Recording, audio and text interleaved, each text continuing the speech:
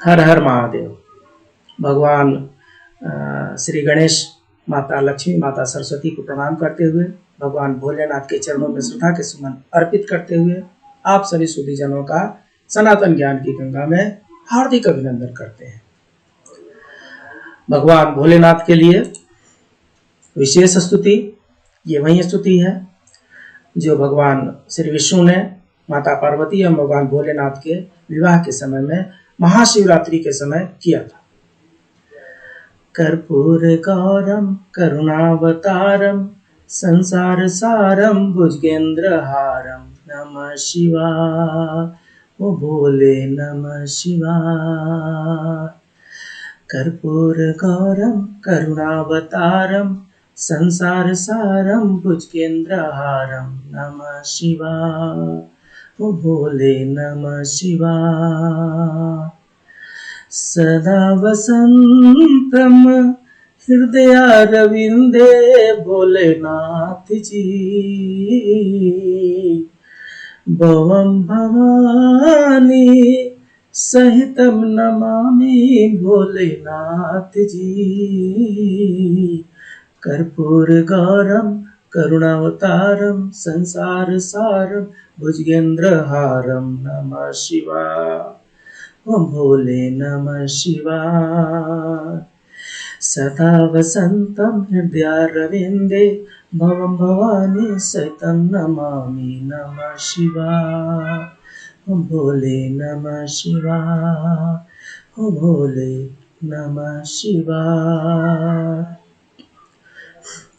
सौराष्ट्रे सोमनाथं च श्रीशैले मल्लिकार्जुनम् उज्जैन्यां महाकालम् ओंकारं ममलेश्वरम् अरल्यां वैद्यनाथं च डाकिन्यां भीमशंकरं सेतुबन्धे तु रामेशं नागेशं दारुकावने वाराणस्यां तु विश्वेशं त्र्यंबकं गौतमी तटे हिमालय तु केदारं गुस्मेशं च शिवालये एतानि ज्योतिर्लिंगानि सायं प्रातः पठे नर सप्तजन्म कृतं पापं स्मरणं विनश्यति।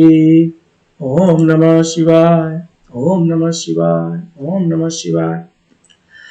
आज का जो विशेष टॉपिक है वो है महाशिवरात्रि पूजा का महत्व।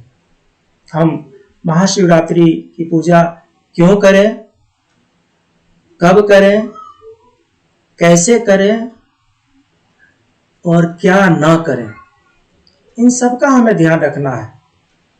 कुछ परित्यक्त चीजें हैं और कुछ ग्राह्य चीजें हैं, तो ग्राह्य वाले भी हम करेंगे और परित्यक्त वाले का परित्याग भी करेंगे। तो सबसे पहले ये हम समझ लेते हैं कि महाशिवरात्रि का इतना महत्व क्यों होता है। शिव पुराण के अनुसार फागुन मास के कृष्ण पक्ष के चतुर्दशी तिथि को जो शिवरात्रि आती है उसे महाशिवरात्रि के नाम से जाना जाता है। कारण यह है कि इसी शिवरात्रि को भगवान भोलेनाथ का माता पार्वती के साथ विवाह संपन्न हुआ था। इसी शिवरात्रि को भगवान भोलेनाथ ब्रह्मचर्य त्याग करके गृहस्थ आश्रम में प्रवेश किए थे। और सबसे जो चौंकाने वाली बात है वो ये है कि इसी शिवरात्रि को भगवान भोलेनाथ का अवतरण हुआ था। ये बहुत कम जगह आपको मिलेगी। भगवान भोलेनाथ का बर्थडे भी शिवरात्रि के दिन है और भगवान भोलेनाथ का वेडिंग एनिवर्सरी भी महाशिवरात्रि के दिन है। तो इसलिए महाशिवरात्रि का जो पर्व है वो और भी महत्वपूर्ण हो जाता है। आम मनुष्यों का ले लें तो आम मनुष्य भी अपने बर्थडे के दिन और अपने वेडिंग एनिवर्सरी के दिन क्या क्या नहीं लुटाते हैं, खुशियां मनाते हैं, खाने पकाने पता नहीं क्या क्या लुटाते हैं, दान करते हैं, मंदिरों में घूमते हैं। तो जब एक सामान्य मनुष्य अपने जन्म तिथि को, अपने शादी की सालगिरह को इस तरीके से सेलिब्रेट कर सकता है, तो त्रिलोकीनाथ जो तीनों लोकों के स्वामी है भगवान भोलेनाथ, उनका वेडिंग एनिवर्सरी कितना सेलिब्रेशन से मनाना चाहिए ये आप समझ सकते हैं।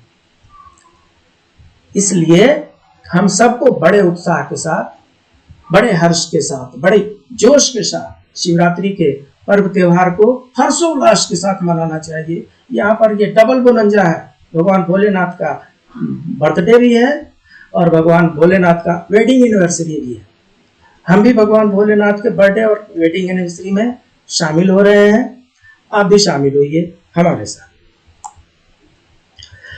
करना क्या होता है, बहुत कम लोगों को पता है। लोग बस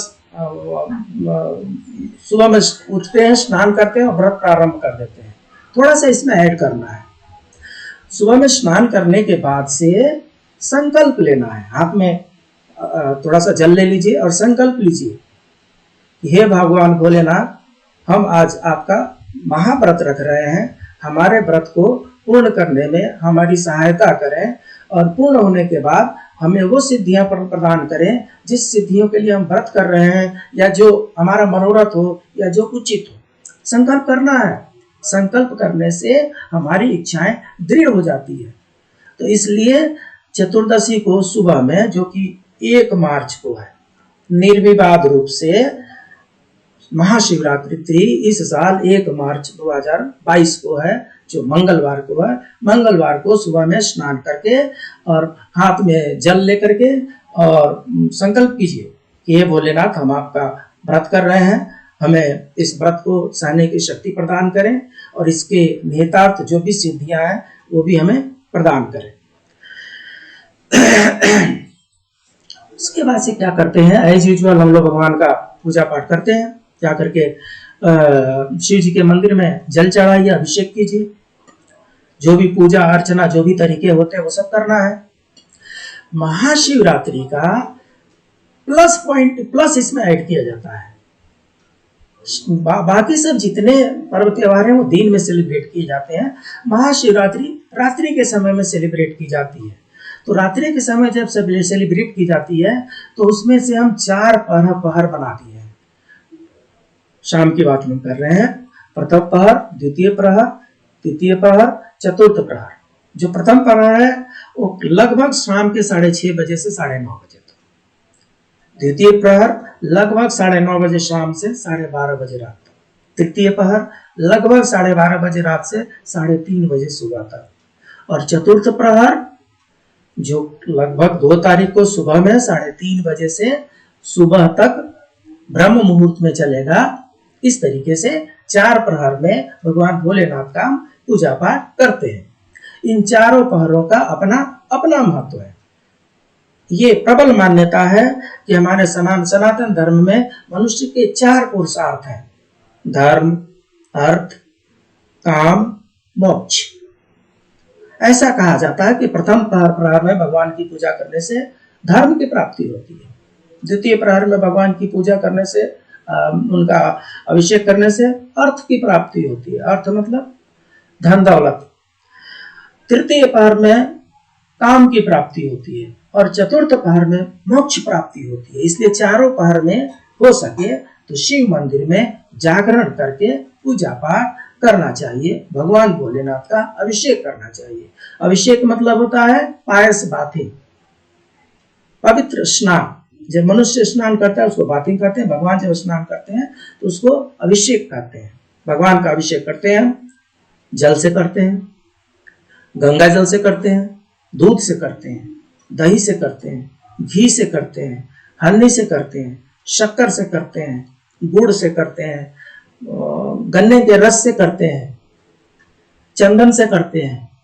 ये बहुत सी चीजें हैं जिनसे हम भगवान भोलेनाथ का अभिषेक करते हैं। बहुत लोगों को क्यूरियोसिटी रहती है कि पारण कब करना है। तो पारण जो इस बार है वो 2 मार्च को बुधवार को सुबह 7 बजे से कीजिए।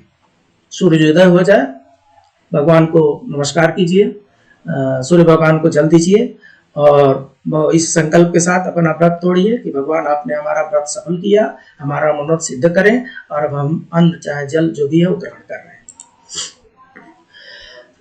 कुछ चीजें ऐसी हैं जो शिवरात्रि के दिन नहीं करना चाहिए। हम कितना इसको फॉलो करते हैं ये तो बाद की बात है, बट हमें कोशिश ये करनी चाहिए कि मैक्सिमम फॉलो करें। ये बहुत मुश्किल काम भी नहीं है। पहला चीज ये है कि शिवरात्रि के दिन हमें भूल कर भी बाल नहीं काटना है। No hair cutting, no shaving, no any other places hair cutting. उसके बाद से क्या करना है, इस बार शिवरात्रि मंगलवार को पड़ रहा है और मंगल को ब्लैक ड्रेस से प्रॉब्लम है, इसलिए इस बार शिवरात्रि कोई भी ब्लैक ड्रेस ना पहने। भगवान भोलेनाथ का ड्रेस है वो पहनिए, आप रंग बिरंगी ड्रेस पहनिए, ब्लैक ड्रेस अवॉइड करना है। किसी को भी मानसिक रूप से, शारीरिक रूप से, आर्थिक रूप से, सामाजिक रूप से चोट नहीं पहुंचाना है, तकलीफ नहीं देना है। पुण्य के लिए तो हम व्रत कर रहे हैं, तो किसी को तकलीफ पहुंचा करके पाप के भागी हम क्यों बने। अगर कोई भिक्षुक आपसे कुछ भिक्षा मांगने के लिए आते हैं, उस दिन मना न कीजिए। पता नहीं भगवान भोलेनाथ किस रूप में आपके सामने उपस्थित हो गए हैं आपका टेस्टिंग करने के लिए। सो जो कुछ भी आपका सामर्थ्य है उस दिन उस सामर्थ्य के अनुसार भिक्षुक को अपना कुछ दे करके उनको आदर सम्मान के साथ विदा करें। क्रोध नहीं करना है। क्रोध जो होता है वो जितना व्रत और त्योहार होता है उसका नाशक हो जाता है, विध्वंसक हो जाता है, इसलिए क्रोध तो हरगिज नहीं करना है। अपने से किसी भी बड़े को इंसल्ट नहीं करना है।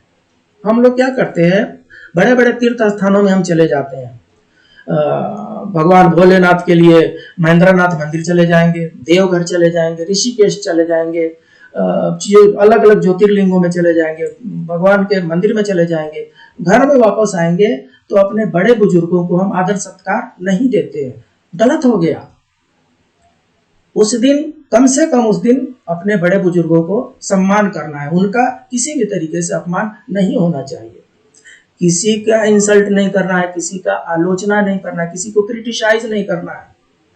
जो लोग भी वाचाल हो, ज्यादा बोलते हो, उन्हें कई बार ये रहता है कि वो किसी न किसी की शिकायत कर देते हैं, मुंह से कुछ निकल जाता है। उस दिन हो सके तो कंट्रोल कीजिए, मौन व्रत धारण कर सकते हैं तो कीजिए, अगर नहीं रोक सकते हैं अपने क्रिटिसिज्म को तो। किसी भी साधु संत की, किसी भी पुस्तक की, किसी भी भगवान की कम से कम उस दिन तो आलोचना न कीजिए। किसी भी प्रकार का अनैतिक कार्य नहीं करना है, कोई भी अवैध कार्य उस दिन नहीं करना है। कुछ लोग ये पूछते हैं कि कोई सूतक लग गया, जन्म का सूतक लग गया है, मरण का सूतक लग गया है, हमें व्रत करना चाहिए कि नहीं करना चाहिए। सूतक में व्रत कर सकते हैं, भगवान को स्पर्श नहीं करना है, भगवान को पूजा नहीं करना है। व्रत आप रख सकते हैं, अगर आप हर बार व्रत रखते हैं, पहली बार व्रत नहीं रखना है। अगर सूतक हो गया है तो फर्स्ट टाइम व्रत नहीं रखना है, लेकिन अगर हर बार व्रत रखते आ रहे हैं, आप व्रत रखिए, बस भगवान को स्पर्श नहीं करना है। सूतक में व्रत करने का कोई मनाही नहीं है, स्पर्श नहीं करना है, हमें भगवान को अशुभ नहीं करना है। अब इसके बाद से कुछ नए संयोग बन रहे हैं इस 1 मार्च वाले महाशिवरात्रि को। इस बार करीब करीब 77 साल बाद, लगभग 77 साल बाद एक महासंयोग बन रहा है इस महाशिवरात्रि के दिन। और वो ये हो रहा है कि मकर राशि में सभी ग्रहों की पंचायत लग रही है। मकर ग्रह के स्वामी जो है शनि है, तो शनि महाराज के घर में बाकी सभी ग्रहों का पंचायत लग रहा है, मतलब सभी इकट्ठे हो रहे हैं। मकर राशि में सभी ग्रहों की महापंचायत लग रही है, जिसमें चंद्रमा, मंगल, बुध, शुक्र और शनि का तो ये घर ही है, ये सभी एक साथ शामिल हो रहे हैं। तो ये महासंयोग जो है मकर और कुंभ, ये दोनों राशियों के स्वामी शनि हैं, इनके लिए विशेष लाभकारी है। मकर और कुंभ वाले जातक जो है ये इनके लिए शिवरात्रि बहुत खास है, बहुत कुछ लेकर के आ रही है। इसलिए भगवान भोलेनाथ से आप प्रार्थना कीजिए कि आपके जो भी इच्छित वर है वो आप प्राप्त करें। इस राशि जो जिससे चंद्रमा संबंधित है, मंगल संबंधित है, बुध संबंधित है, शुक्र संबंधित है, उन राशियों पर भी इसका विशेष प्रभाव, अच्छा प्रभाव पड़ रहा है। और कल जैसे हमने चर्चा किया था गज केसरी योग का, शाम के 5 बजे के बाद, जस्ट आई रिपीट, 1 मार्च को शाम के 5 बजे के बाद कुंभ राशि में गज केसरी योग बन रहा है। उस समय गुरु और चंद्र एक साथ आ रहे हैं और ये गज केसरी योग जो है बहुत अच्छा संयोग लेकर के आया है। ये बहुत से राज्यों के लिए भी अच्छा होगा, बहुत से देशों के लिए भी अच्छा होगा, और उन जातकों के लिए भी अच्छा होगा जिनसे ये ग्रह संबंधित है। इसलिए इस दिन इस व्रत त्योहार को अवश्य करें, प्रयास करें। अगर हो सके तो निर्जला करें, मुश्किल है फल लेकर के व्रत करें, और मुश्किल है शाम का व्रत करके, शाम का अर्घ दे करके आप कुछ ग्रहण कर सकते हैं। कोशिश करें, something is better than nothing. Full कर कंप्लीटली करें, पार्सली करें। तो इस बार की जो ग्रह दशाएं हैं, गजकेसरी योग बन रहा है, और मकर राशि में महापंचायत लग रही है ग्रहों की। ये महासंयोग है, इस संयोग का हम सब फायदा उठाएं। और इसके बाद से क्या है, ये जितनी बार ये महाशिवरात्रि के दिन हम जब रुद्राभिषेक करते हैं, इस रुद्राभिषेक का विशेष योग होता है।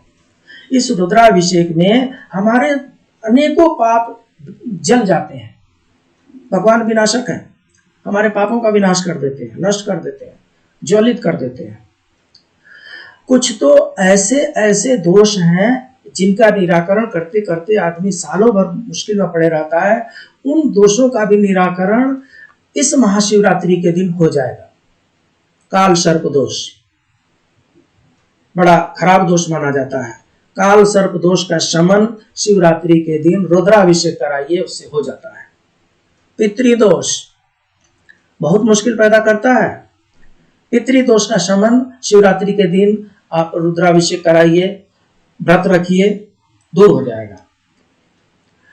इसके बाद चंद्र दोष होता है। जिनका भी चंद्र दोष होता है उनका समाज में मान प्रतिष्ठा कम हो जाती है, नींद नहीं आती है, मन में स्थिरता बनी रहती है, डिप्रेशन में लोग चले जाते हैं। इन सारे लोगों को महाशिवरात्रि के दिन ये विशेष व्रत एवं त्योहार करना चाहिए। राहु दोष किसको नहीं पता, राहु की महादशा 18 साल के लिए सबके अपने अपने कुंडली में आती है, और जब राहु की महादशा आती है तो पता नहीं, पंडित जी को भले ना बताएं, सबको पता चल जाता है। कुछ ऐसा विचित्र होता है कि आदमी परेशान होने लगता है। कुछ किसी किसी के लिए बहुत शुभकारी भी होता है। तो राहु दशा भी जो है, राहु दशा का जो दोष है उसका भी परिहार शिवरात्रि के महाशिवरात्रि के दिन रुद्राभिषेक करने से हो जाता है। इसलिए इस महाशिवरात्रि को हम सबको प्रयास करना चाहिए कि भगवान भोलेनाथ का अच्छी तरीके से पूजा पाठ कर सकें। सभी भक्तों पर भगवान भोलेनाथ की कृपा बनी रहे। इसी के साथ आज का पाठ समाप्त। अगर आपको हमारा ये पाठ अच्छा लगता है तो आप इसको यहाँ पर क्लिक करके सब्सक्राइब कर सकते हैं, यहाँ पर क्लिक करके राइट कर सकते हैं, लाइक कर सकते हैं। और हाँ, आज का जो कुछ भी कमेंट लिखना है, आज कमेंट लिखना है सिर्फ ये हर हर महादेव लिखना है। आज के कमेंट सेक्शन में आप हर हर महादेव लिखें, भगवान के नाम पर एक हाजिरी लगाते हैं। प्रेम से बोलिए भोलेनाथ की जय। फिर मिलते हैं। हर हर महादेव।